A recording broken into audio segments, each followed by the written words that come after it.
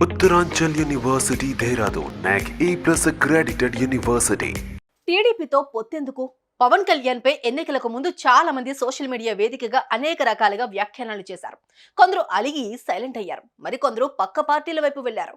TDP బీజేపీతో పొత్తు కొన్ని వర్గాలను దూరం చేస్తుందని వారు కంగారు పడ్డారు. కానీ పవన్ అవేవి పట్టించుకోలేదు. తాను పట్టిన పంతం వీడలేదు.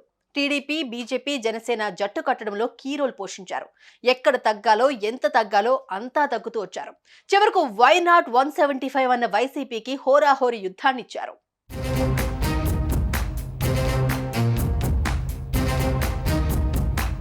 జనసేనాని వ్యూహం ఆయనకు తప్ప మరొకరికి తెలియదు. పవన్ టీడీపీ బీజేపీతో పొత్తు ఎందుకు పెట్టుకున్నారన్నది ఇప్పుడు అర్థమై ఆ రోజు తాము చేసిన వ్యాఖ్యలను సరికాదన్న నిర్ధారణకు వచ్చినట్లయింది. ఎందుకంటే ఇప్పుడు కాకపోతే మరెప్పుడు అనే నినాదంతో ఎన్నికలకు వెళ్లాలంటే టీడీపీ బీజేపీతో పొత్తు అనివార్యమని పవన్ నమ్మారు. అందుకే ఎవరేమనుకున్నా సరే పెద్దగా పట్టించుకోలేదు. తాను అనుకున్న దారిలోనే ఆయన వెళ్లారు. చివరికి అనుకున్నదే జరిగేలా చేశారు. ఫలితం ఎలా ఉన్నా అధికార వైసీపీకి ఆపలేని యుద్ధాన్నిచ్చారు.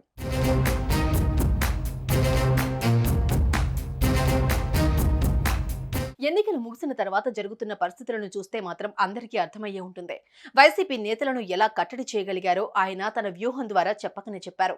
ప్రచారం, భారీ బహిరంగ సభలలో పవన్ ఫాలోయింగ్, అధికార పార్టీపై ఎలక్షనీరింగ్ లో చంద్రబాబు, కేంద్రంలో బీజేపీ, ఇలా అన్ని విషయాల్లో పైచేయి సాధించినట్లే కనపడుతోంది. కొందరి నేతలను కేంద్ర సాయంతో కీలకమైన చోట్ల కట్టడి చేయగలిగారంటే అది బీజేపీతో పొత్తుతోనే సాధ్యమైందన్నది వాస్తవం. జగన్ను ఈ ఎన్నికల్లో ఎదుర్కొనాలంటే ఒంటరి పోరు సరిపోదు అని ఆయన ఎప్పుడూ అంచనాకొచ్చారు.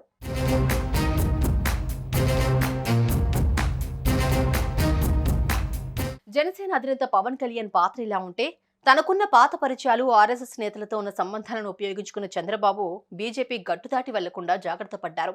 గెలవాలంటే పోలింగ్ సక్రమంగా జరగాలి, అది తమకు అనుకూలంగా మారాలి. అందుకోసమే ఆయన ఎవరెన్నన్నా పెద్దగా పట్టించుకోలేదు. తాను అనుకున్నట్లుగానే ముందుకు వెళ్లారు. అలా వెళ్లిన చంద్రబాబుతో కొంత ఆలస్యమైన బీజేపీ నేతలు కలిసొచ్చారు. దీంతో రాష్ట్రంలో అధికార యంత్రాంగం కూడా ఆయన చేతి కిందకు వచ్చినట్లయింది. అధికార పార్టీని కాదని అనేక చోట్ల అధికారులు విపక్ష కూటమికి అండగా నిలిచారన్న వార్తలు వస్తున్నాయి. దీనికి కారణం పవన్ బాబుల స్ట్రాటజీగా చెప్పక తప్పదు. అలా చంద్రబాబు జైలులో ఉన్న సమయం నుండి ఇరు పార్టీలు ఎక్కడ నిరుత్సాహంలోకి వెళ్లకుండా ఒక పద్ధతి ప్రకారం నరుక్కుంటూ వచ్చారు. చివరకు తాను అనుకున్నది సాధించగలిగారు.